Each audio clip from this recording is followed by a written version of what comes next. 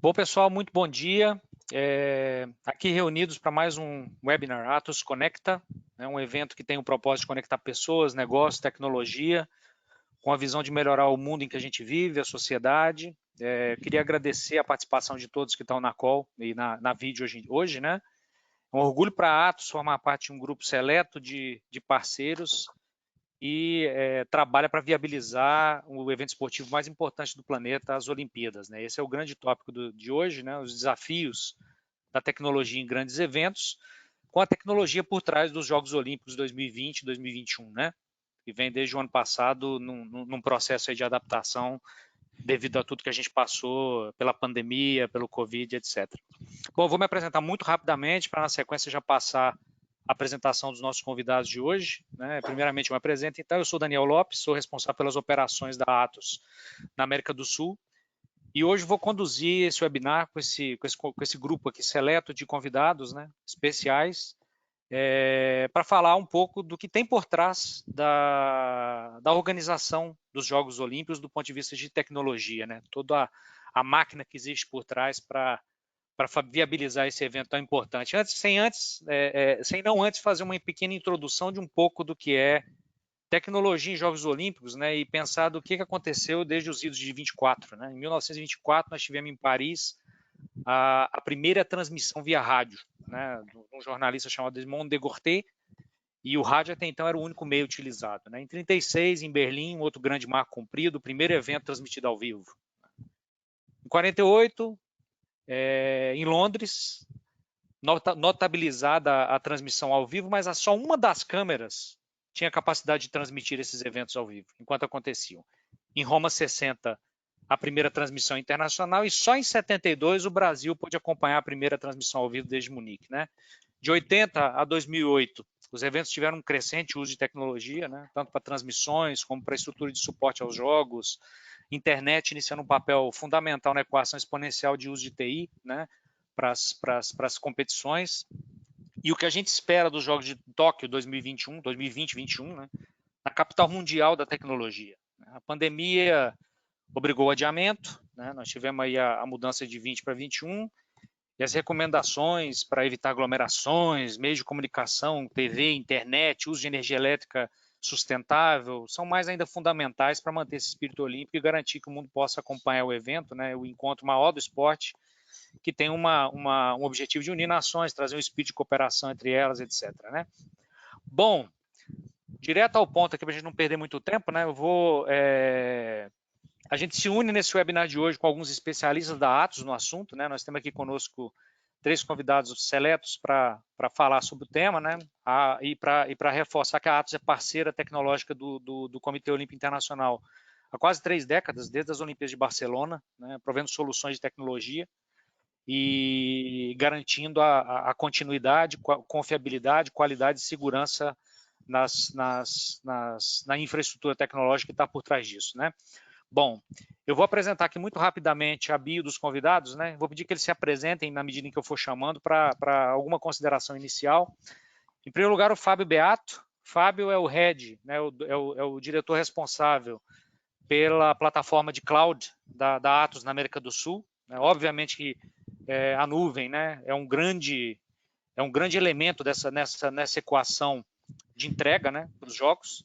Fábio é mestre em Engenharia da Computação pelo Instituto de Pesquisa Tecnológica do Estado de São Paulo, mais de 15 anos de experiência no mercado de tecnologia, sendo 6 múltiplos focados em computação em nuvem. Né? Atualmente lidera a organização de cloud da Atos na América do Sul, desenvolvendo soluções, né, em plataformas públicas, privadas. É também docente universitário em curso de tecnologia como ciência da computação e rede de computadores. Fábio, muito bem-vindo, Fábio.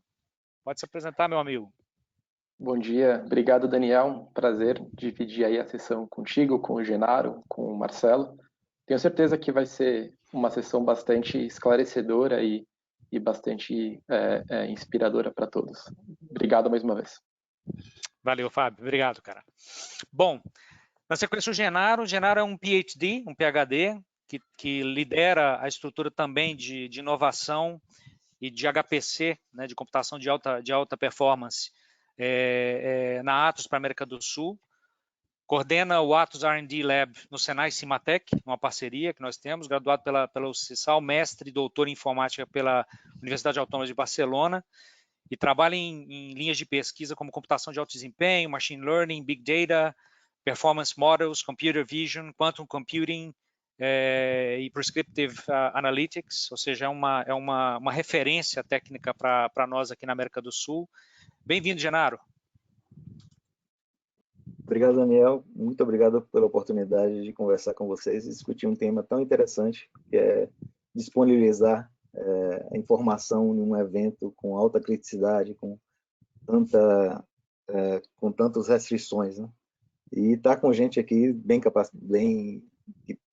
capacitada, que tem tanta informação a respeito, como o Marcelo, e técnicas como o Fábio. Obrigado. Beleza, obrigado, Genaro.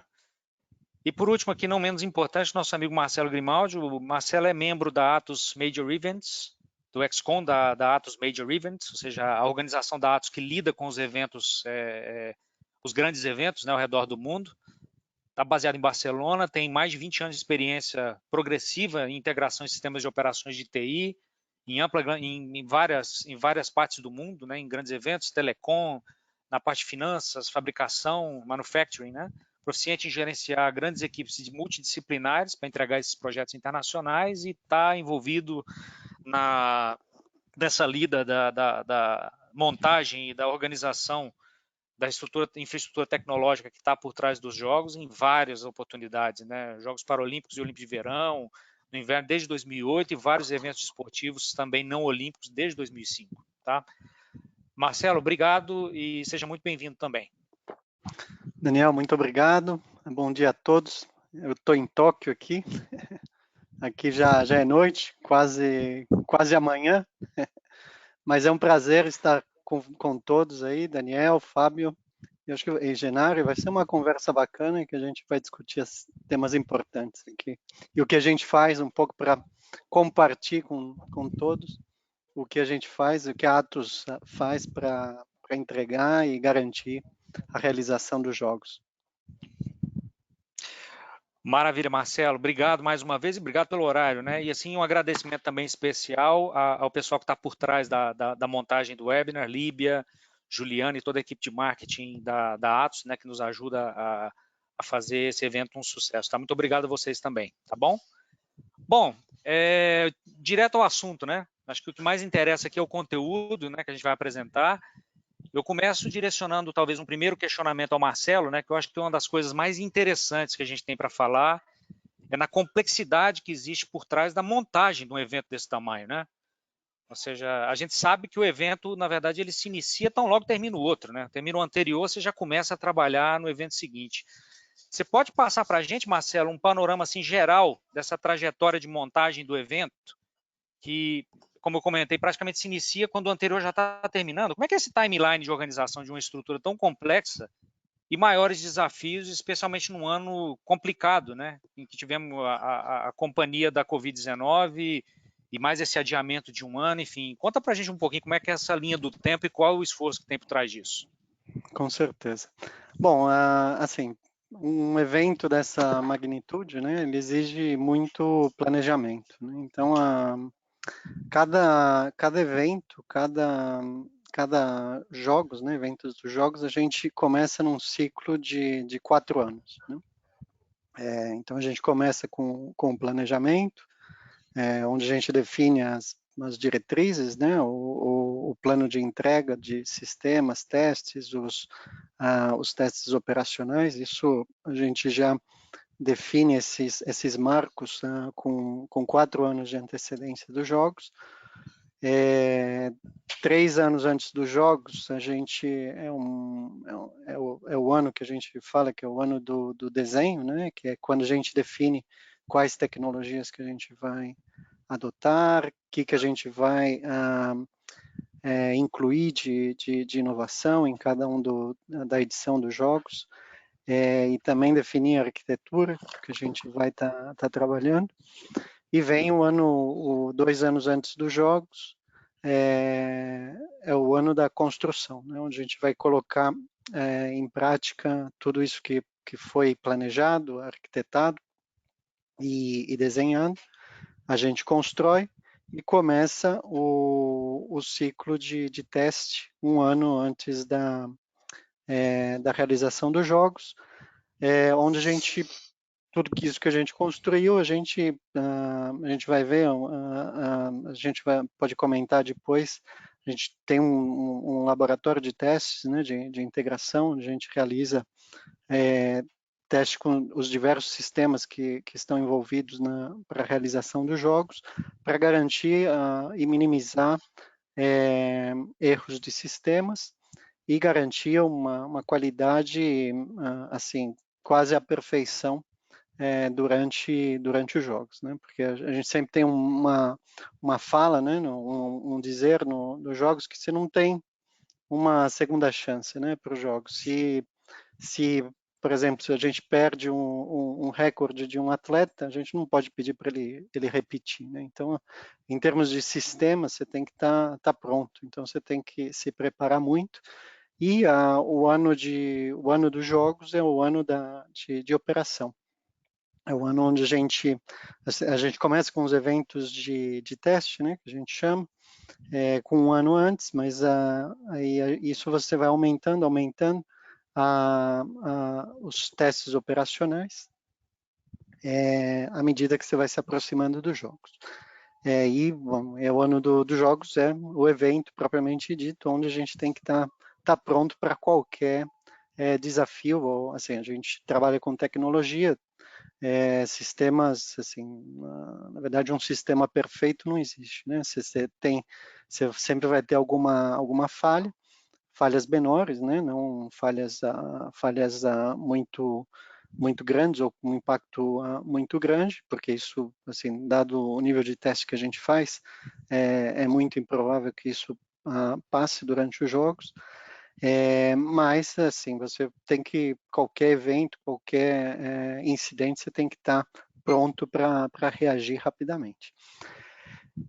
Bom, e aí, como você disse, Daniel, a gente teve aqui um ano atípico, né? Então, assim, o ciclo de Tóquio não foi de 4 anos, foi um ciclo de 5 anos, né? Então, isso o que acarreta, né? Então, tem diversos desafios.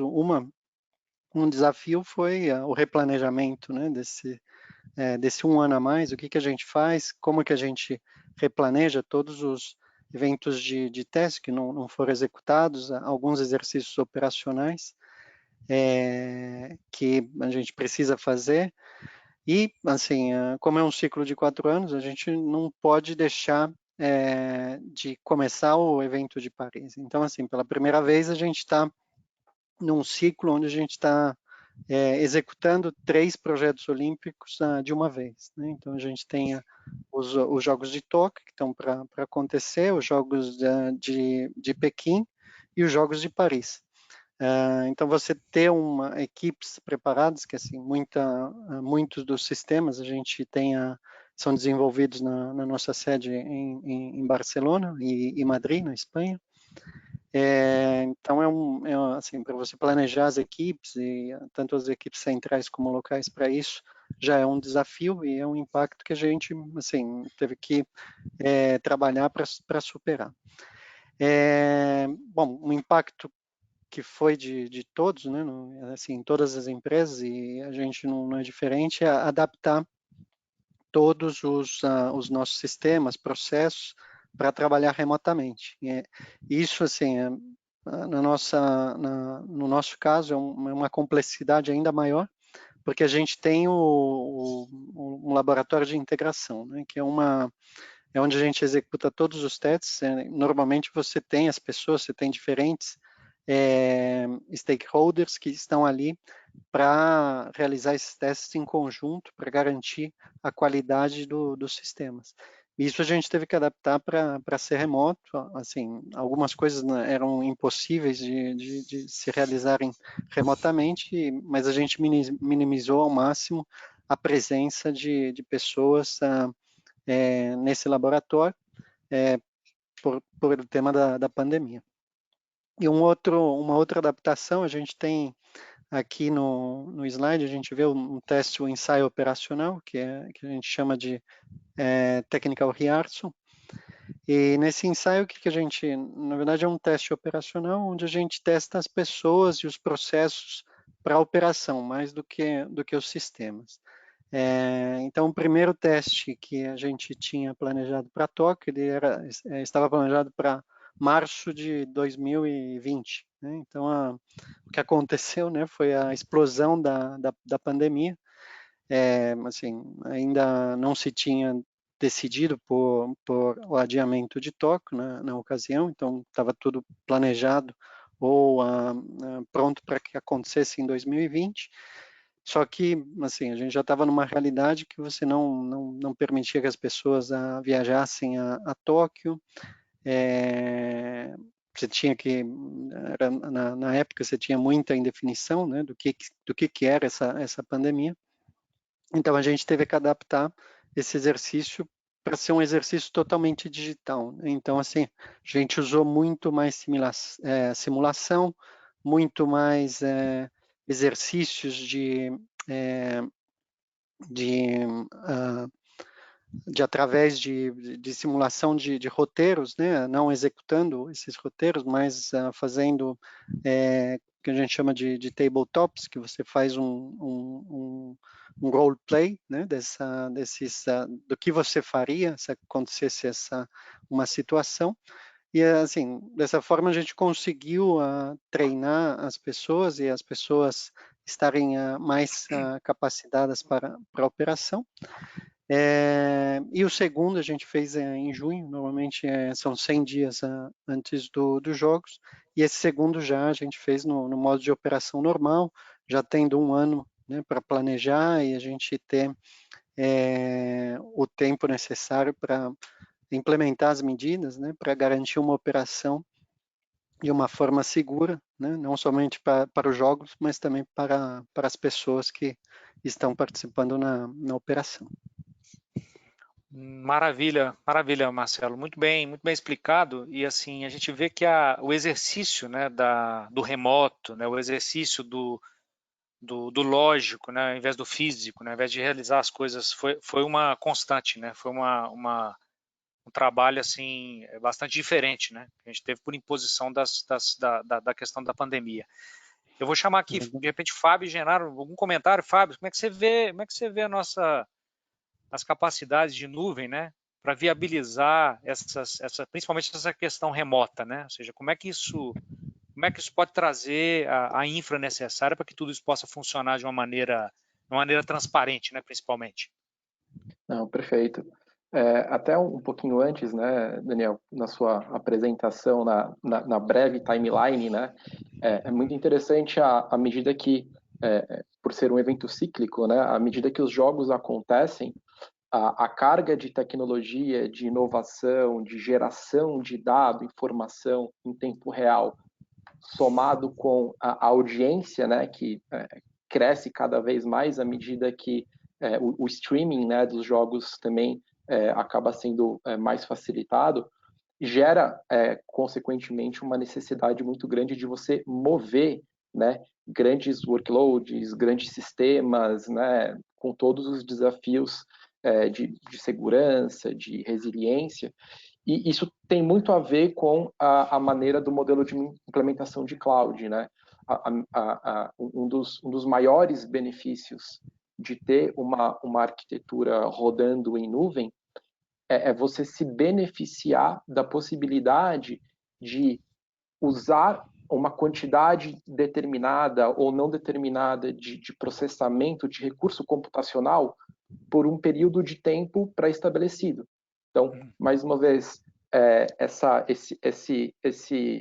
dinâmica, né, de construção dos jogos em 4 anos, certamente a demanda por recurso computacional ela não é linear durante os 4 anos, ela vai sendo uma escadinha, sendo que o topo é na própria execução dos jogos. Então, acho que essa é uma característica super bacana e que, mais uma vez, tem um fit muito grande com esse tipo de evento cíclico, né? Aqui, saindo um pouquinho dos jogos, né, mas dando um exemplo que acontece muito no mercado, são grandes eventos que acontecem onde as empresas se beneficiam também. Por exemplo, as Black Fridays, né? Onde você tem ali um final de semana que você espera ter um engajamento muito grande e você precisa ter uma resiliência computacional para aguentar e não perder negócios, né? Então, só fazendo um paralelo. E com relação ao trabalho remoto,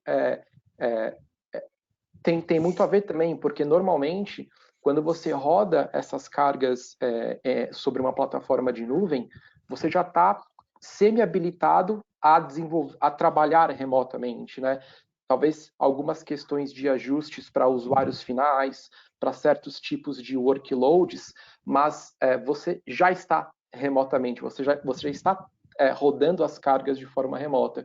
Então, a gente viu, né, e a gente tem visto ainda durante a pandemia, empresas que já vinham num processo de transformação digital, já utilizando um pouco plataforma de computação em nuvem, conseguiu se adequar muito mais rapidamente, muito mais facilmente do que outras companhias que ainda rodavam ou rodam num modelo mais tradicional o seu business. Acho que o caminho é esse. Perfeito, Fábio. Obrigado, cara. Obrigado. E para o Genaro, eu vou pegar aqui uma deixa que o Marcelo colocou, que me chamou a atenção, né? Óbvio, né, Genaro, que os níveis de automação, né, requisitados sim. por aplicações como as que estão por trás de um registro de um recorde, né, e a difusão dessas informações para a mídia, por exemplo, né, é alguma coisa assim fundamental, né? Como o Marcelo colocou, né, não tem segunda chance, né? Não dá para mandar repetir, né, Marcelo? Então, é isso aí. Como é que você vê isso, Genaro? Como é que você vê esse nível de exigência, né, por trás dessa necessidade? E o que a tecnologia hoje de automação, né, de internet das coisas e etc, pode nos ajudar nesse sentido, né? O que você vê nisso aí? Tem um ponto bem interessante, né? Porque como acontece de 4 em 4 anos, você tem um grande potencial de inovação. Então, não usávamos tecnologias móveis há 8 anos atrás, entendeu? Então, o perfil de consumo dos dados era de uma forma diferente. Hoje se tem necessidade de um nível de informação bem mais apurado do que a gente tinha anteriormente, né? E se você considerar que a gente tem um número muito grande de aplicações que estão executando ao mesmo tempo, você tem que ter uma garantia de que essas aplicações elas não interfiram umas nas outras e que elas tenham um comportamento correto, né?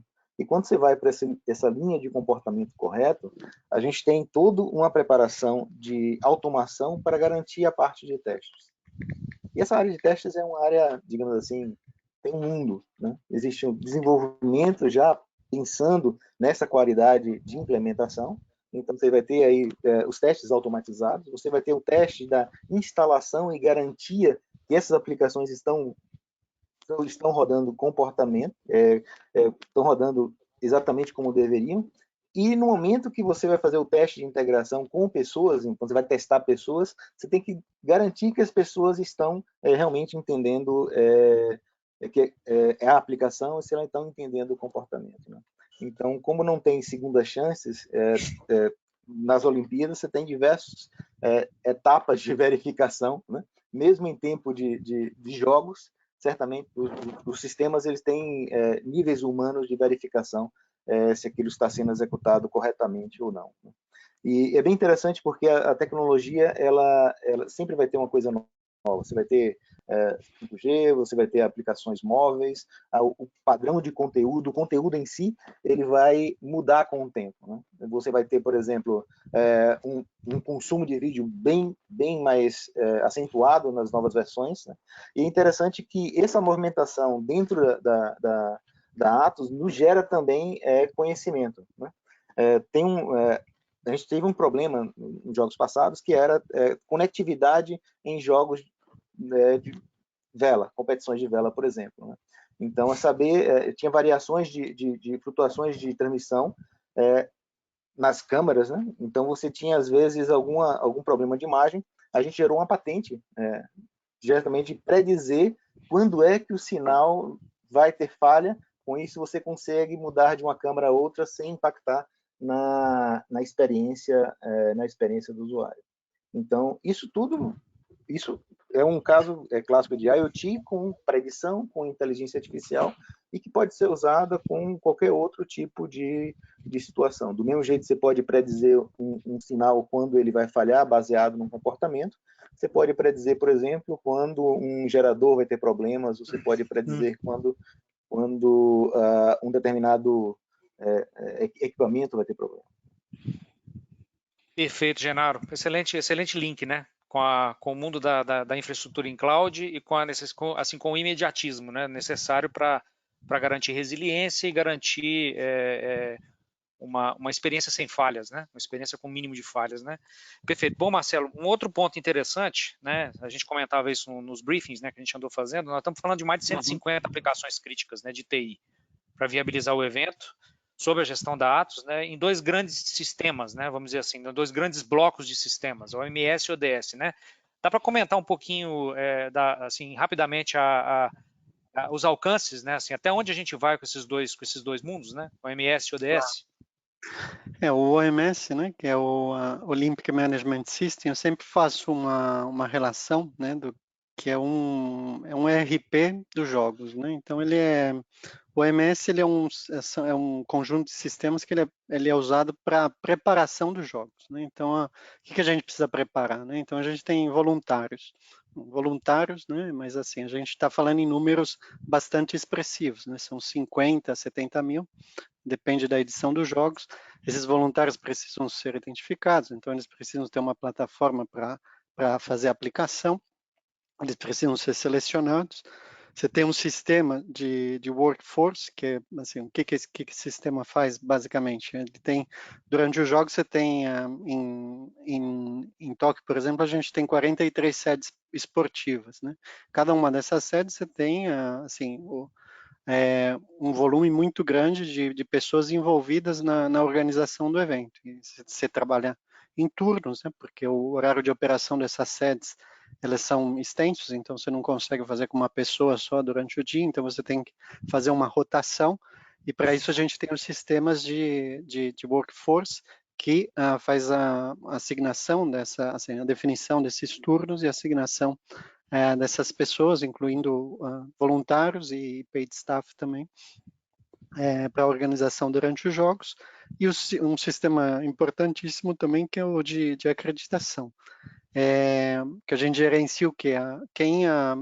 Para entrar numa sede ou numa instalação de um evento olímpico, você pode entrar de duas maneiras. Ou você tem um ticket, que infelizmente em Tóquio, para os Jogos Olímpicos, a gente não vai ter público, ou você entra com uma acreditação, né? Então, que é um sistema gerenciado que vai gerenciar o acesso, né? Se você tem ou não direito a entrar numa sede, e dentro dessa sede, que áreas que você pode entrar. Então, você não pode misturar, por exemplo, um jornalista, ele não pode ter livre acesso a uma área de atleta, né? Porque o atleta precisa se preparar para o evento, ele precisa de concentração, então essas áreas precisam ser isoladas, diferenciadas, você precisa diferenciar o controle de acesso das pessoas dentro da sede. Além disso, assim, a acreditação ela funciona também, ela tem o sistema de acreditação, ele tem uma integração com sistemas das autoridades do país. Então, é onde você faz uma validação de antecedentes criminais, antes para você receber a acreditação, todos passam por esse processo, e também ele serve como um visto para a entrada do país. Assim que eu entrei em Tóquio, né, brasileiro, para entrar no Japão, ele precisa de um visto, mas a minha credencial, ela foi, ela assim, serviu como o meu visto para entrar no Japão.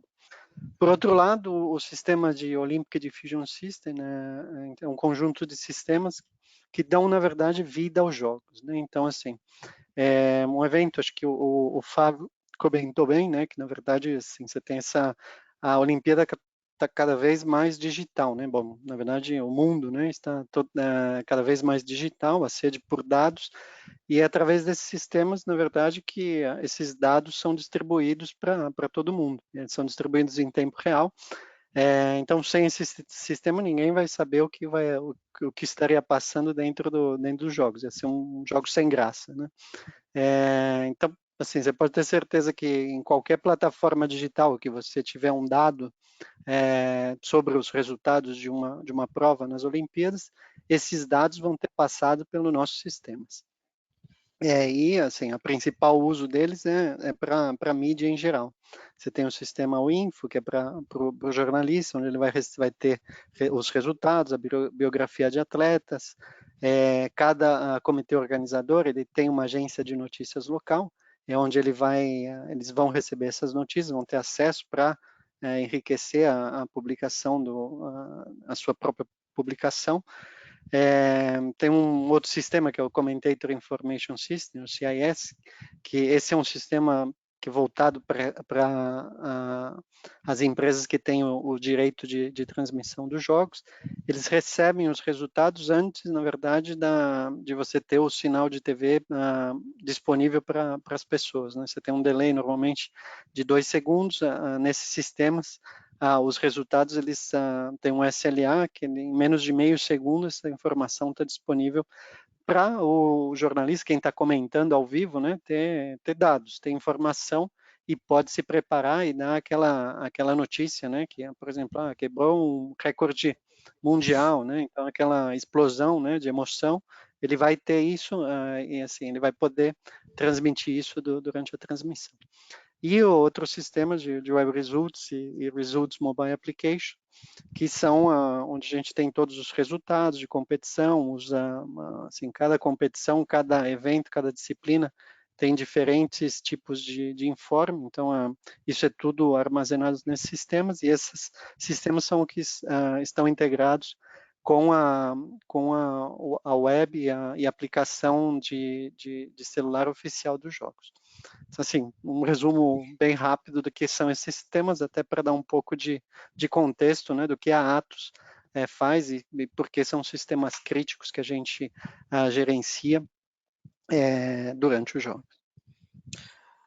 Maravilha, Marcelo. Bom, 1000 ideias aqui, né, Genaro, e Fábio, de questões que a gente pode adicionar, né? Ou seja, viemos lá do Photoshop, né, Genaro, que eu acho que era o grande modelo de tecnologia que existia para aferição, por exemplo, de resultados, né, do cabeça a cabeça ali, para um mundo hoje que está sensorizado, né? Nós estamos falando aí de sensores de toda sorte para garantir que a informação seja entregue de uma maneira rápida, né, e confiável para o mundo, né, na verdade, né, assim, o Fábio falou aí, o Marcelo comentou aí de 43 agências, né, o Marcelo 43 instalações. 43 instalações, perdão, né, 43 instalações e essa quantidade de gente que espera esses resultados, né, então assim, algum comentário aí, pessoal, a respeito dessa questão aí vamos dizer assim, da evolução, né, do Photoshop ao que é hoje, né, gente, ao digital, né, é um caminho, hein?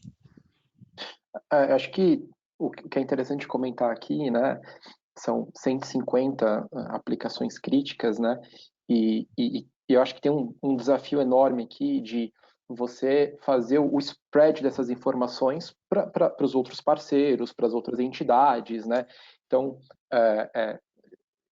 existe uma complexidade em termos de arquitetura aqui, de infraestrutura e de aplicação, para você desenvolver as APIs de uma forma segura, que você consiga provisionar a sua infraestrutura para que essas conexões on-demand aconteçam, né? Então, acho que toda essa questão de arquitetura de aplicação, ela é super importante e está muito linkado com a questão de um ambiente híbrido, né? A gente vai mostrar um pouquinho mais para frente a questão das localizações, né?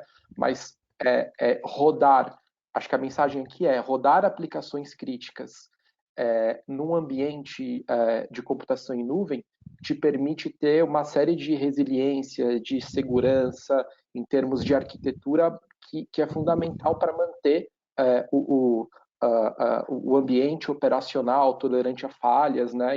E mais uma vez, resiliente a essa variação de cargas de consumo e demandas em tempo real, né? Um pouquinho do que o Marcelo comentou.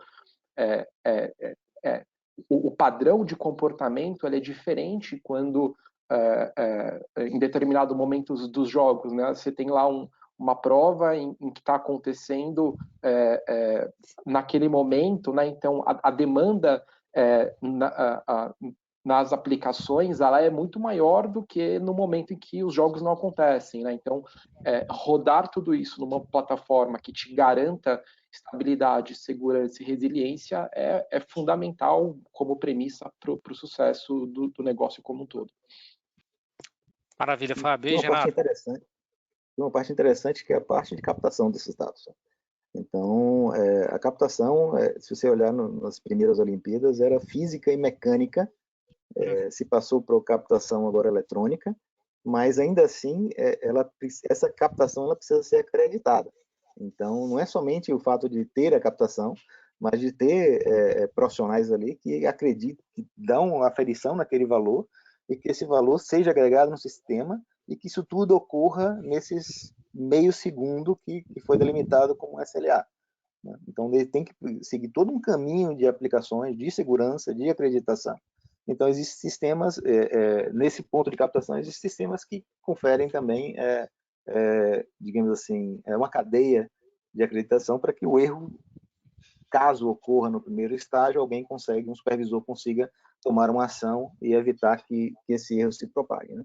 E é uma coisa interessante que as Olimpíadas é uma fábrica de conteúdo. Conteúdo não somente pelo que está sendo ali mostrado, mas conteúdo associado.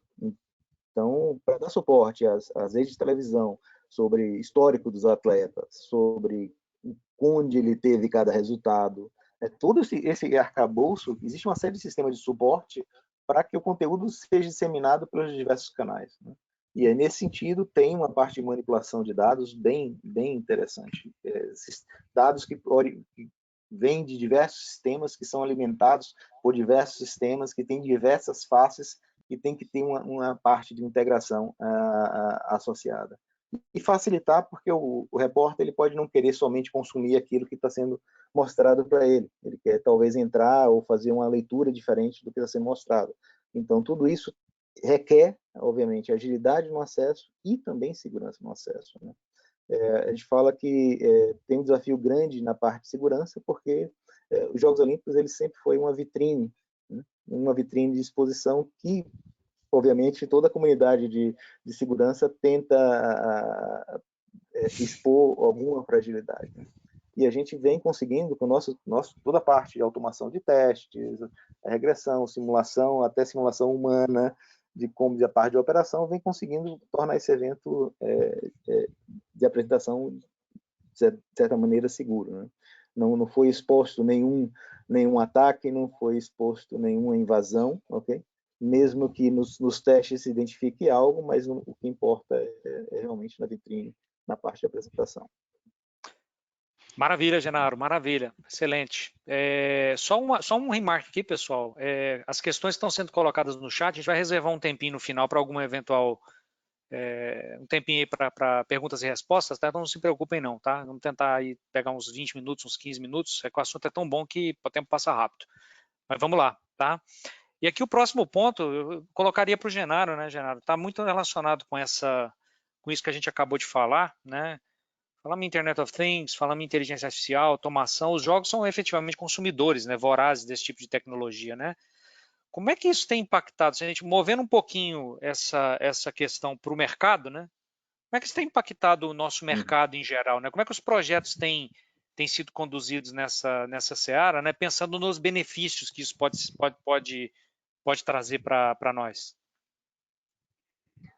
Se a gente pensar no modelo de maturidade de internet das coisas, um primeiro ponto crucial, né? Por que as coisas precisam ser inteligentes? É que a gente quer enxergar essas coisas de uma forma diferente. Então, eu quero enxergar um telefone de uma forma diferente, então eu preciso ter visibilidade naquele telefone, preciso ter sensores nesse telefone. Se eu quero enxergar um processo de produção de uma forma diferente, eu preciso ter sensores que capturam o comportamento daquele processo de produção. Então, por exemplo, você pode enxergar um gerador através da corrente a variação de corrente que ele gera. Você pode enxergar um processo produtivo através de contagem de elementos que ele lhe dá. Então, a internet das coisas ela está possibilitando que a gente tenha uma visão assim holística e em tempo real de tudo que acontece dentro do processo produtivo. Se você pode olhar nas Olimpíadas, você hoje tem capacidade de acompanhar o atleta com visão computacional e saber exatamente como está acontecendo em cada posição. Você usa, por exemplo, tecnologia para reduzir a fricção você usa, por exemplo, inteligência artificial para reduzir a fricção da tecnologia, melhorando a experiência. Então, você tem, por exemplo, reconhecimento facial na entrada, onde você não precisa toques, e você garante aí tanto segurança quanto melhorar a experiência do usuário que está, ou do participante que está ali querendo ver o jogo. Então, seria bem interessante se tivesse uma multidão, porque hoje a tecnologia evoluiu bastante de 4 anos para cá, né? A gente está assim, uma virada de inteligência artificial, onde está sendo muito fácil aplicar a visão computacional para identificar comportamento, ou identificar, por exemplo, detecção de armas, detecção de movimento, digamos, de brigas. A gente consegue identificar isso bem rápido. E esse é um impacto bem grande que a gente está tendo nas organizações. Tem um ponto interessante, né, que devido à pandemia não está sendo bem aplicado, mas hoje em dia a gente até é capaz de saber se as pessoas estão gostando ou não do ambiente, né? Então a gente tem uma solução na Atos que analisa o rosto das pessoas e verifica se está satisfeito ou não. E aí você poderia ter mapas de satisfação dentro dos jogos. Eu creio que por falta do público, por falta de máscara que tapa um pouco das emoções, a gente não consegue fazer esse tipo de medição. E um grande impacto que a gente tem de inteligência artificial hoje é voltar em termos de segurança, né? Inteligência artificial hoje permite que a gente tenha um aspecto ativo de cuidar dos nossos computadores, né? E aí um produto uma solução que a gente tem, que certamente a gente está utilizando também em Tóquio, é essa parte de gestão gerenciada de incidentes. Então a gente consegue prescrever ou entender quando que acontece ou se está começando a acontecer qualquer evento que sugere uma possível invasão e, consequentemente, tomar uma ação no momento que isso ocorre. Isso é uma coisa que uma solução que a gente tem disponível tanto para eventos críticos desse jeito, quanto para o evento corporativo, o ambiente corporativo de hoje. Então, é bem interessante porque em eventos desse tipo, os ataques eles não ocorrem no momento do evento, né? Então, geralmente, os ataques ocorrem meses antes, onde eles tentam entrar para que, quando chega o evento, haja a oclusão do ataque. Então, se você não tem alguma gestão, alguma inteligência que está a todo tempo identificando o comportamento, vendo se ele é correto ou não, você tem possibilidade de quando você mais precisar, você não ter a segurança ali a seu dispor. Maravilha, maravilha, Genaro. E voltando para o Marcelo agora, Marcelo, DevOps, né? Modelos ágeis, né? De desenvolvimento e de integração de aplicações, etc, né? Como é que tipo de benefício que a gente traduz para, levando em consideração o comentário do Genaro, né? Do potencial de tecnologia gerado nesses últimos tempos, né, Genaro? Onde a gente sai de acho que a curva está muito menos linear hoje, muito mais exponencial, né? Do ponto de vista de potencial. Como é que essa rosa toda aí de pessoas, de processos, de ferramentas e etc. se traduz em benefícios, né? Considerando o mundo ágil? Eu acho que assim, tanto o Fábio quanto o Genaro já tocaram em alguns pontos que assim um pouco já descrevem esses benefícios, né? Por que a gente assim, não que a gente vem evoluindo, né, nossos processos e ferramentas desde, acho que a nossa transformação para a entrega dos Jogos Olímpicos que iniciou em Londres, quando a gente começou a utilizar um pouco mais de virtualização de servidores.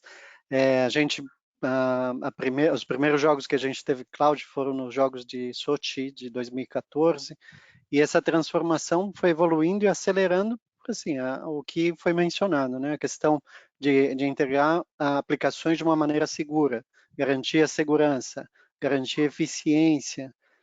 Também tem uma questão de sustentabilidade, né? A gente tem que diminuir o consumo de energia, diminuir a questão de desperdício de de computadores, assim, o número de computacional utilizando a cloud também, a gente diminui isso, né? A gente optimiza estas questões. E na entrega dos jogos, a gente foi, assim, se cada vez mais com a evolução da tecnologia, a gente foi adaptando e as necessidades também, foi adaptando aos nossos processos, né? Então, hoje a Atos Major Events, ela é uma referência dentro da Atos, né? Acho que de como a gente adotou e como a gente se transformou nossos processos. Hoje assim, a gente tinha um modelo tradicional, onde a equipe de desenvolvimento era diferente do time de infraestrutura que fazia toda a implementação de sistemas. Hoje é um time único, né? Que melhora a comunicação, melhora a questão das pessoas entender, o desenvolvedor entende, bom, meu sistema precisa operar, né? Precisa ser fácil de operar. Então, assim, ele trabalhando em conjunto, isso ajuda nesse entendimento e ajuda ele entender a preocupação que tem a pessoa que teria que implementar e teria que, não é só uma questão de ser um handover, né? Ele faz parte do processo também, porque é uma equipe integrada. E isso, assim, tudo suportado, apoiado por ferramentas, né? Ferramentas para facilitar a integração. O Genaro já comentou a questão de automação de teste, né? A automação de deployment. Hoje, assim, comparado com o que a gente fazia em Londres, né? Que era muita coisa manual, muito teste manual. Hoje, praticamente, você faz uma implantação de um sistema, ele faz todos os testes de regressão, faz o deployment, mas assim, no clique de um botão, né? Então, esse nível de eficiência e de redução de custos que a gente, assim, com a evolução, né, das ferramentas e disponibilidade e a implementação, a gente conseguiu fazer essa transformação e assim, e a gente está no pico dessa implementação para os Jogos de Tóquio. Fantástico, Marcelo. Obrigado. Bom, todos os assuntos muito interconectados, né, gente? Todas assim, a tecnologia extremamente conectada com um modelo de processo também, entre aspas, modernizado, né?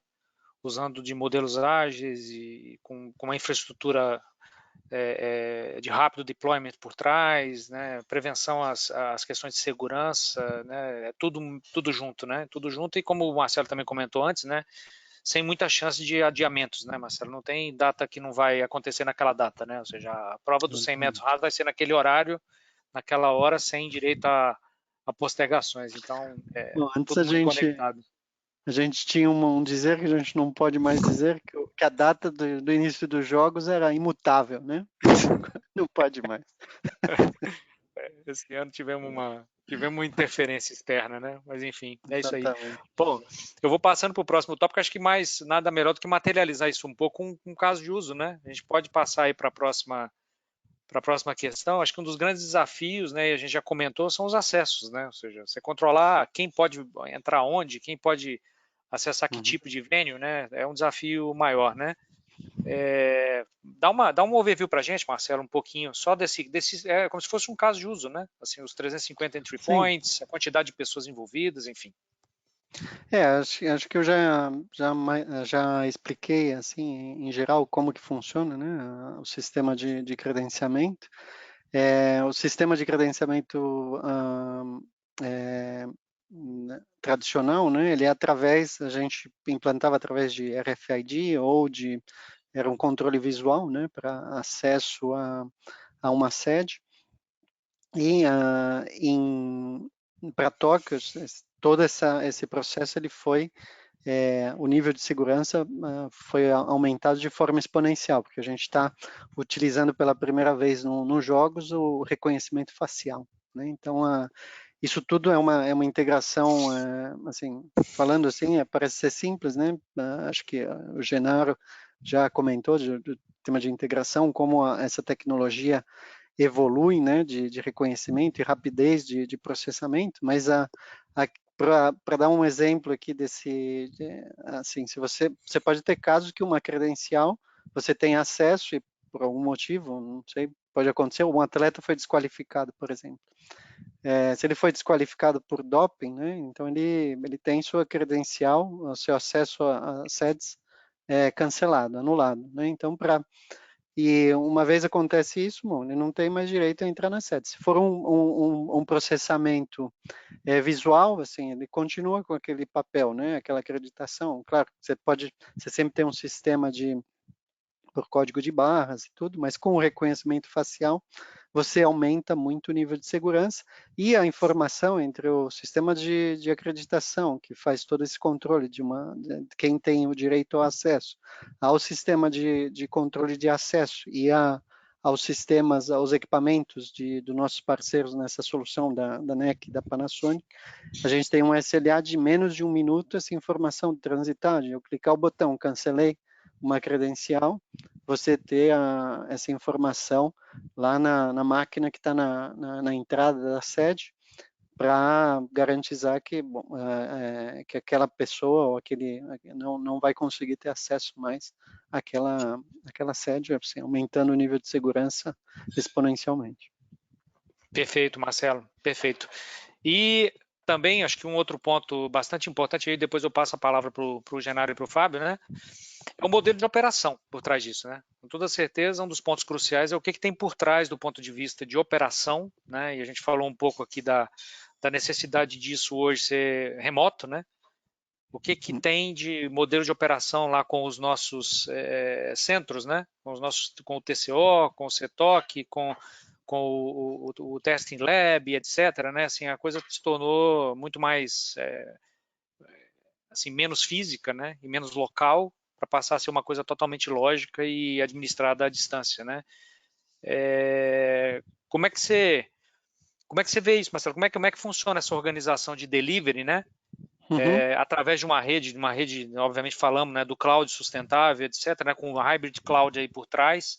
Como é que é conjugar, né, ou seja, montar essa equação Tóquio, Barcelona, Madrid, etc., né, com esses centros? Eu acho que a operação, na verdade, ela começa. Bom, a gente já conversou sobre aquele ciclo do projeto, né? Na verdade, a operação começa você minimizando riscos de erros de sistemas, né? Então, você aumentando a qualidade, e para isso que a gente tem esse espaço que a gente chama de Integration Test Lab, é onde a gente faz todos os testes de integração. São 50 disciplinas, né? São 33 esportes e 50 disciplinas nos Jogos de Verão. Isso quer dizer que, assim, são 50 sistemas diferentes. Só para você rodar as competições, são 50 sistemas diferentes que eles têm que ser integrados com nossos sistemas de distribuição de resultados, né? E isso você, enfim, a única maneira de fazer é assim, com automação e tudo mais, mas assim, tem muita coisa que automação, ainda mais como esses são sistemas que eles se modificam, né? São regras que evoluem rapidamente, assim, uma regra de futebol, por exemplo, ela é diferente, ela vai mudando, vai evoluindo. As regras de basquete, acho que são esportes que evoluem mais rapidamente. Então, a cada ano você tem uma nova regra que você precisa adaptar a nesses sistemas. Então, isso a gente precisa validar e tem algumas coisas que você precisa da pessoa ali verificando, porque às vezes o custo de automatização também não compensa o benefício que você vai ter para aquele sistema em particular. Então, para isso, a gente tem essa instalação, que é do Integration Test Lab, que ela era uma instalação que a gente, em cada edição dos jogos, a gente construía na cidade sede, né? Você precisava construir uma instalação dessa e as pessoas realizavam um teste. Essa instalação, 50 disciplinas, então você tem que ter 50 células para teste dessa disciplina. Então, é uma instalação que ela tem mais de 1.000 metros quadrados. Então, imagine você vendo de cada um dos jogos, você construir essa instalação, é um custo, é um desperdício, né, de recursos, assim, na questão de sustentabilidade é um pecado, né? Então, acho que com isso a gente mudou o modelo desde dos jogos de Pianchon e a gente construiu essa instalação em Madrid. Então, você começa esse planejamento dessa operação, garantindo a qualidade, e durante a operação, outra instalação que a gente centralizou é o que a gente chama aqui, que vocês estão vendo, é o Central Technology Center. Né? Então, na verdade, tanto o Central Technology Operation Center como o TOC, né? Na verdade tem um spelling aqui, eles são, na verdade é um conjunto só, eles funcionam em sincronia. Então eu estou aqui em Tóquio, no Centro de Tecnologia, no TOC, e o CETOC está operando em Barcelona em conjunto. Então, na verdade, é uma estrutura organizacional e uma operação conjunta, mas com isso também a gente diminuiu o espaço que é necessário, porque essas pessoas que estão no CETOC, elas deveriam estar aqui, se a gente não tivesse o CETOC. Então, a gente, através assim também de processos, evolução, a adoção de cloud, a gente consegue fazer esse suporte remoto que antes não era possível. Então, hoje, na verdade, a gente tem dentro do TOC para os sistemas dados, você precisa ter esse relacionamento com o cliente, você precisa entender o que está acontecendo, você ter essa proximidade, né, com o negócio, mas toda a parte mais técnica, mais operacional, a gente faz através do CETOC. Então, hoje a estrutura da Atos para suportar o evento, ela é maior ali na Espanha, então tem mais gente hoje na Espanha. Para ter uma ideia de números, a gente tem na operação aqui de Tóquio 48 pessoas, e na operação do CITOC são aproximadamente 90 pessoas. Maravilha, Marcelo. E passando para o Fábio, acho que tem um impacto grande aqui, né? Que é uma preocupação mundial, global, mas também uma preocupação nossa, né? Da própria Atos, né? Com a questão da descarbonização, com a questão de sustentabilidade, né? Que está muito em linha com esse tipo de modelo operacional que está criado, né? Com centros remotos, né? Que não ou seja, você diminui a necessidade de viagem, você diminui a necessidade de pessoas no local. Você deixa de construir um centro, né? E é uma preocupação que a estrutura do Fábio, com todo o maquinário, né? Com todo o ferramental de data center que existe por trás dessas infraestruturas, desse mundo do cloud, né? Está sempre gerenciando, né, Fábio? Perfeito, é isso aí, né? E aliado ao fato de que, como o próprio slide anterior estava dizendo, né, é uma estrutura que ela é construída, pensada para ser reaproveitada muitas e muitas outras vezes, porque os eventos são cíclicos, mas são parecidos, né? Então, quando a gente une a capacidade de entregar, né, um serviço sob demanda, usar exatamente consumo computacional que eu preciso para aquele momento, eu estou evitando desperdício, eu estou evitando consumo desnecessário, também é uma maneira de você contribuir diretamente para os impactos no meio ambiente. Um ponto que eu queria comentar até um pouquinho no slide anterior com relação ao DevOps, né? A gente usa muito a prática ou o conceito de DevOps com computação em nuvem, porque a gente exercita muito uma frase que é o errar rápido. A gente sabe que os sistemas eles vão dar problema e que as operações eventualmente vão ter as suas falhas, e isso é normal, acontece em todos os lugares. Mas o que faz ser um diferencial e o que faz ser ter uma tomada de resolução é o errar rápido. Você erra e rapidamente você conserta para a operação voltar a funcionar ou para aquele incidente ser corrigido. Quando a gente une o conceito de DevOps com a possibilidade de usar os recursos de plataforma em nuvem, né, a gente tem alguns benefícios. Então, por exemplo, hoje existe um conceito que certamente é aplicado dentro desse modelo de operação, que é o do IOPS, né? Fazer a operação utilizando conceitos de inteligência artificial. A operação que a gente busca fazer não é aquela operação mais tradicional que a gente simplesmente monitora e reage quando um evento acontece. A ideia é que a gente tenha ferramentas que de forma preditiva consiga interpretar para proativamente entender que um evento vai acontecer, para que a gente tome uma ação. Então, isso tá muito conectado nessa resiliência que eu comentei e com o que o Genaro havia falado um pouquinho anteriormente, né? Então, a gente consegue, através desse grande benefício tecnológico, né, a gente consegue oferecer uma solução que ela não é apenas tecnicamente o estado da arte, do ponto de vista de hardware, de recursos tecnológicos, mas da operação, do próprio benefício do uso dela. Isso é super interessante. Perfeito, Fábio, perfeito. É isso aí, dá para fazer outro webinar, com toda certeza, né? Se nós for falar de modelos de gestão de serviços, né? Considerando metodologias ágeis, né? Nós vamos sair de um mundo aí de gerência proativa de problema, né? Já preconizada desde os primórdios aí da gestão de serviços para alguma coisa voltada para entrega de valor, né? No final, né? E assim, questões bastante customizadas com esse objetivo que você colocou aí de recuperação imediata, né? Vamos errar, mas vamos nos recuperar. E é o mesmo princípio da modelagem ágil. Não tem problema errar, né? A questão é como é que você reage ao erro, né? Exatamente. Perfeito. Bom, pessoal, eu vou caminhar aqui talvez agora, Marcelo, para um outro ponto também talvez prático, né? A gente considerar o nível de segurança exigido para o momento, né? Eu fiquei bastante, assim, só para a gente mostrar um pouquinho do operacional, né, que tem por trás dessas medidas de contenção do Covid-19, né?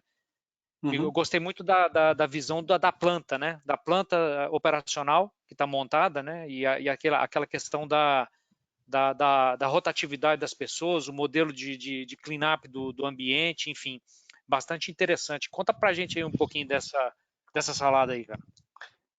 Assim, na verdade, a gente, na realidade que a gente está, né? Uma realidade bastante diferente do que a gente estava acostumado. Na verdade, o centro de tecnologia normalmente é um centro muito compacto, né? A gente sempre desenhou os nossos centros de tecnologia com as pessoas muito próximas uma da outra, claro, assim, com todos os equipamentos para monitorização e todos os equipamentos que são necessários, mas muito próximas uma das outras para facilitar a comunicação, né? Então, assim, a gente tem o nosso centro de tecnologia que está na sexta planta do nosso escritório lá em Barcelona, e ela é bem compacta, né? Ela foi desenhada para facilitar isso, né? Então, mas isso a gente, assim, até por uma questão de segurança das pessoas e para garantir o distanciamento social, isso era inviável você ter essa operação nessas condições, né? Então a gente, assim, um pouco aproveitando também que as pessoas não estão indo aos escritórios, né? Então a gente pegou um nível abaixo que não estava sendo utilizado na nossa no quinto andar do nosso escritório e a gente adaptou completamente esse layout, na verdade sem mudar o layout das mesas, né? Mas a gente adaptou isso para ser um centro operacional, garantindo o distanciamento social. Então você vê aqui que no azul, por exemplo, são as mesas, né? Então você tem um xadrez aí, né? Que é para garantizar o distanciamento. E a gente dividiu ele em duas zonas, né? Normalmente você tem uma zona única, um grupo único. A gente trabalha 24/7, né? Durante os jogos. Então você tem três equipes que trabalham em um regime de 12 horas cada um, né? Cada equipe trabalha 12 horas, você trabalha 2 turnos de dia, 2 turnos à noite, e você tem 2 dias de folga, e nesse regime você vai tendo a cobertura de 24/7. Então, o que a gente construiu em Barcelona? Então, você tem uma zona que ela vai ser utilizada, então a parte de cima, por exemplo, ela está sendo utilizada, enquanto a parte de baixo ela está vazia, ela não está em utilização. Então a gente aproveita, enquanto ela está vazia, a gente faz toda a parte de sanitização. Então a gente faz a limpeza, faz toda a parte de garantir, né, que essa zona vai estar limpa e apta para receber o próximo time, né? Então o próximo time que vai entrar, quando o segundo o primeiro time vai deixar a operação, ele vai entrar na zona que está vazia. E a zona de cima, por exemplo, vai ficar vazia e vai ter todo esse processo de limpeza novamente. Assim, uma das coisas também que sempre acontece, como você tem diferentes equipes, né, você tem que garantir a passagem de informação entre uma equipe e outra. Normalmente, o que acontece nesse momento? Você tem os dois grupos ao mesmo tempo no mesmo espaço. Assim, novamente, para garantir o distanciamento social, cada equipe, durante esse processo de transição, ele vai ficar cada um na sua zona, e a passagem de conhecimento, a passagem da informação é feita de forma remota, como a gente está fazendo aqui, né, nesse webinar, de forma remota. As pessoas conversam através de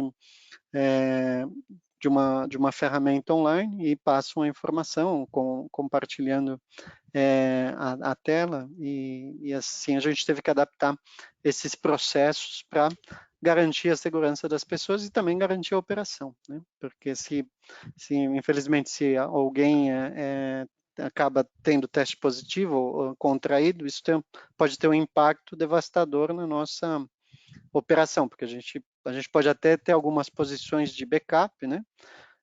Mas você não consegue ter uma equipe inteira de backup. Então, isso é uma medida de prevenção que a gente teve que adotar para garantir as operações dos jogos. Perfeito, Marcelo. Perfeito, e assim, eu fiquei bastante interessado quando eu conheci essa estrutura, né, e o modelo, né, que está por trás, porque é um plano de continuidade de negócio, de fato, né? Um plano de continuidade de operações, né? Que é bastante interessante e traz uma condição da gente operar com qualidade e com resiliência, né?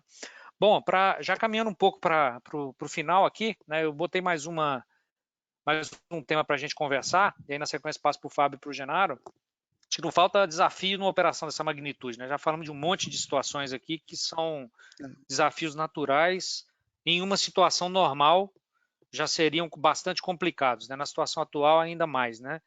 Como é que você vê, Marcelo, essa equação aí dos desafios, né? Falamos do Covid, nós falamos de uma transição diferente, tivemos o adiamento de um ano e mais uma série de, assim, conjugado por essa série de componentes de inovação e de exigência superior que a gente tem para essa edição de Tóquio, né? Como é que algum comentário em relação a essa questão, cara, dos desafios vistos e observados?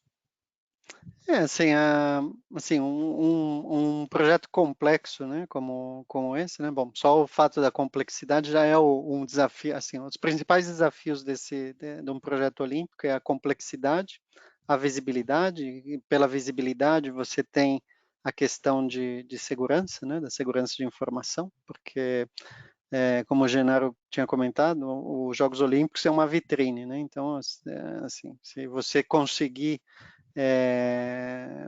hackear os sistemas dos jogos, assim, né, publicidade, né, para esse grupo que vive disso, né? Então, assim, a questão da visibilidade e de segurança é importantíssimo, né? Mais até do que você ter o sistema operacional sem defeitos, você precisa, assim, pensar na questão de segurança da informação, né?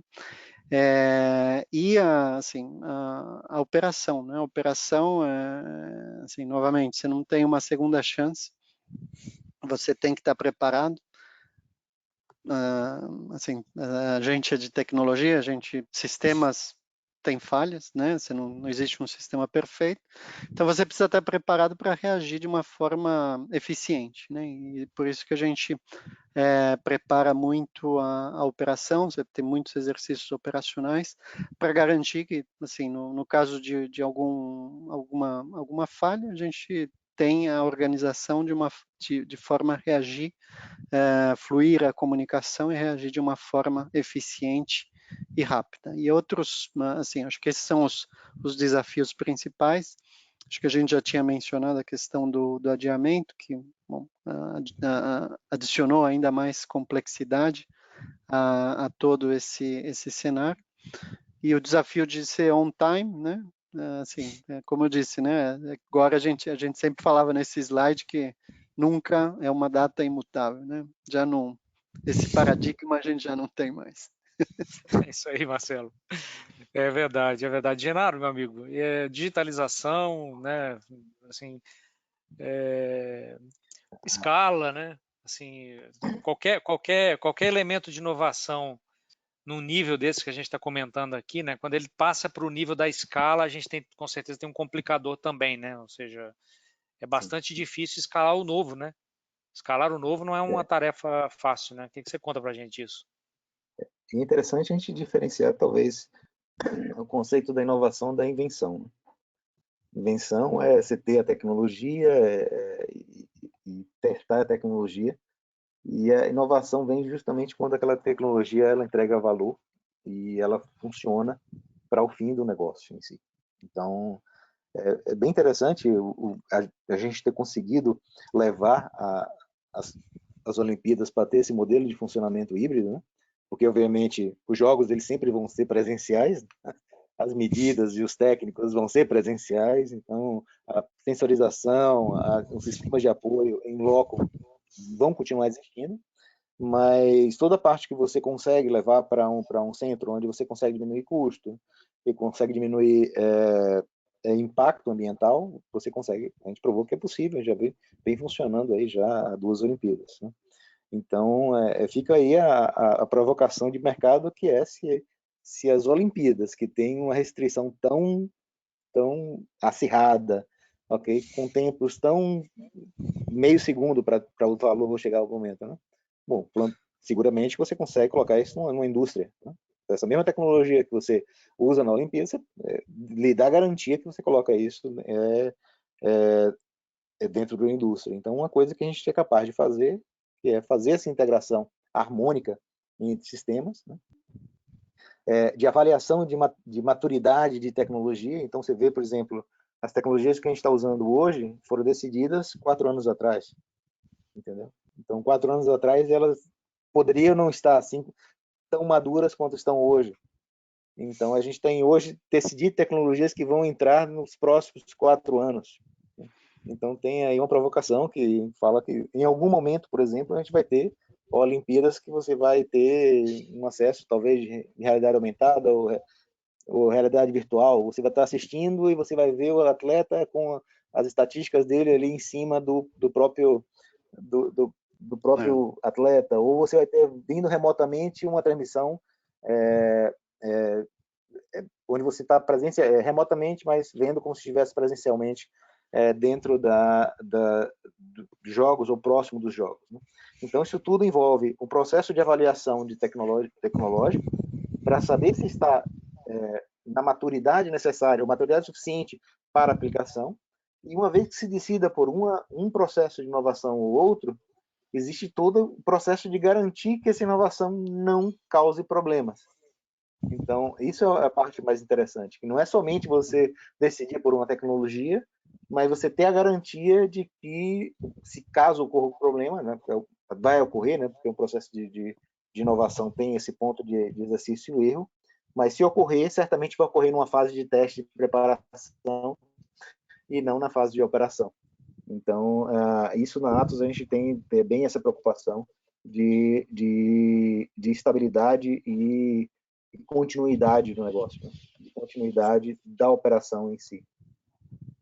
Maravilha, Genaro. Interessantíssimo o ponto que você coloca, né, de que se é possível fazer para um evento da magnitude, né, e do nível de exigência, né, de uns Jogos Olímpicos, né, com esses tempos de resposta aí que o Marcelo comentou com a gente, né, trasladar isso para uma indústria, né, para um meio de produção, né, para uma situação de mercado é algo bastante palatável, né, bastante sensível. E do lado do Fábio, eu diria, né, Fábio, todo esse nível de exigência, né, que existe por trás dessas aplicações, né, estão também calçados hoje em modelos de infraestrutura como código, né, assim, também, ou seja, a infra deixou de ser uma barreira, né, para tudo isso, né, e passou a ser um habilitador, de fato, né?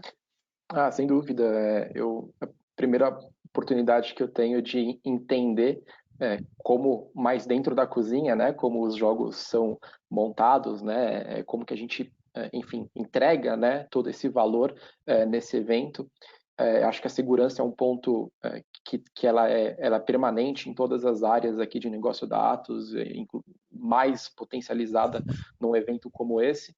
Mas eu acho que o maior desafio é a gente se manter capazes, né, de fazer a cada novo ciclo olímpico uma entrega de valor que esteja muito aderente com as expectativas dos espectadores, da população em geral, né? Então, volto lá no começo na timeline, né?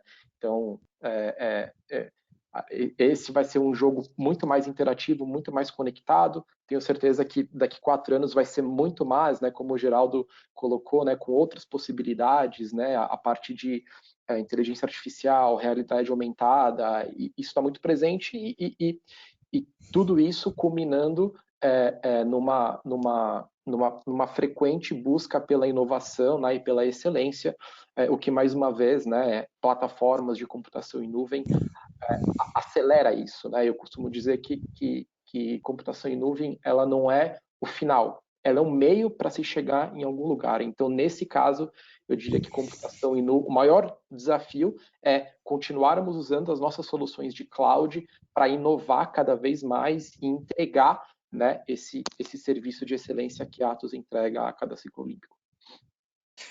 Maravilha, maravilha. Bom, pessoal, nós estamos chegando já meio que no final aqui da nossa conversa. Passa rápido, né, gente? Quando a conversa é boa, passa muito rápido. Né? Dava para falar e colher mais informações do Marcelo aí até amanhã, com toda certeza, né? Mas eu queria agradecer a todos que tiveram presentes, né? Não sei se a gente tem algum questionamento, Líbia, no chat, mas se não tivermos e puderem mandar depois também, com muito, muito prazer a gente responde a qualquer questão que nos apareça, tá? Queria desejar, em primeiro lugar, né, Marcelo, muito sucesso para você por aí, viu? E para toda a equipe que está trabalhando para viabilizar esse espetáculo para todos nós, né? É um trabalho muito duro, muito assim, de muito esforço, né? Mas que a Atos faz com bastante consciência e com bastante experiência já, né? São quase 30 anos aí de evolução e a gente deseja bastante sucesso, bastante um êxito completo aí no evento, como foram todos os demais, né? E eu passo a palavra para você aí para as considerações finais, né? E aos demais também, se quiserem comentar mais algum ponto, à vontade, tá bom? Marcelo, obrigado, viu, pela presença, obrigado, Fábio, obrigado, Genaro, e agora vamos acompanhar os jogos, né? É isso, né, Marcelo? Com certeza. Muito obrigado pela oportunidade, né, de compartilhar a experiência e compartilhar um pouco do que a gente faz, né? Que às vezes é até difícil explicar e entender, né? Espero que agora todo mundo tenha uma noção um pouco melhor, né, do que é esse mundo, né? Do que é a entrega, do que é a Atos, né? Porque que a Atos tem um papel importante aqui para realmente fazer acontecer os jogos, né? E acho que é só uma consideração final e até um pouco no que o Genaro e o Fábio estavam comentando, e por que isso tudo que a gente faz pode ser aplicado seguramente no mercado, né? Na verdade, a tecnologia nos jogos ela não é o principal, né? A tecnologia nos jogos, quem que é o principal dos jogos? São os atletas, né? O esporte, né? Então, na verdade, para os jogos acontecerem, em princípio, tecnologia seria o que menos importa, mas na verdade os jogos não acontecem sem a tecnologia, né? Então, assim, nosso cliente, né, o Comitê Olímpico Internacional, é um cliente muito conservador, na verdade, ele é muito averso a riscos, né? Então, assim, e a gente vê que a gente não está muito atrás, né, de processos de tecnologia. Assim, a gente adotou a Cloud em 2014, né? Cloud já é passado para a gente. A gente está adotando o DevOps, assim, que foi nesse ciclo, né? Que a gente realmente fez essa transformação. E assim, como o Fábio comentou, isso só é possível através da Cloud, da evolução, a evolução de processos, agilidade, automatização, melhora de processos. E, assim, o que está por vir, que a gente já vê é essa revolução dos dados, né? O uso massivo de IoT no esporte, assim, para você realmente fazer uma exploração dos dados, né? Assim, até para você atrair as pessoas. Hoje, na verdade, até com a geração, né, do ano 2000, eles são ávidos por dados, né? Então a gente tem que entreter, tem que satisfazer essa sede de dados assim, do público em geral, das pessoas que vão evoluindo, as necessidades vão evoluindo e você tem que adaptar. Então essa revolução dos dados nos Jogos Olímpicos ainda está por acontecer e acho que a gente vai ver num futuro bastante próximo. E é isso. Maravilha. Espero Bom, que pessoal, tenha contribuído aí. poxa, muito, Marcelo, muito obrigado. Assim, foi fantástico ouvir, assim, conhecer um pouco do backstage, né, por trás dos jogos, né? Acho que o desafio, não preciso falar o tamanho, né? Eu fico pensando quantas madrugadas e quanto trabalho tem por trás de deixar isso tudo pronto, né? Especialmente num ano complicado como esse que a gente viveu. Mas sabendo que a gente tem a capacidade de realizar, né? E que como você comentou várias vezes aí, né? A data não vai mudar, né? Assim, as provas agora não vão mais mudar, agora não mais, né? A mudança que aconteceu já foi. E suportados, obviamente, por um ambiente de infraestrutura que possam garantir a agilidade necessária e por inovação, tecnologia, muito bem representado pelo Genário aqui, que realmente traga uma experiência, né, para quem vai assistir, para quem vai acompanhar e para todo o ecossistema que está envolvido nessa entrega, é uma experiência prazerosa, né, uma experiência realmente de evolução e de inovação, né. Fantástica conversa, gente. Dava para ficar aqui até amanhã falando disso, né? Agradeço muito aos três pela participação e a todo o pessoal que organizou o evento, né? Espero mais uma vez, Marcelo, muita sorte, muito sucesso por aí, que tudo dê certo e que nós tenhamos mais um grande êxito da Atos nessa jornada dos Jogos de Tóquio, tá bom? Muito obrigado, pessoal. Muito bem. Um abraço a todos que estiveram conosco também, tá bom? Um abraço. Tchau, tchau. Um abraço, pessoal. Tchau. Tchau, tchau.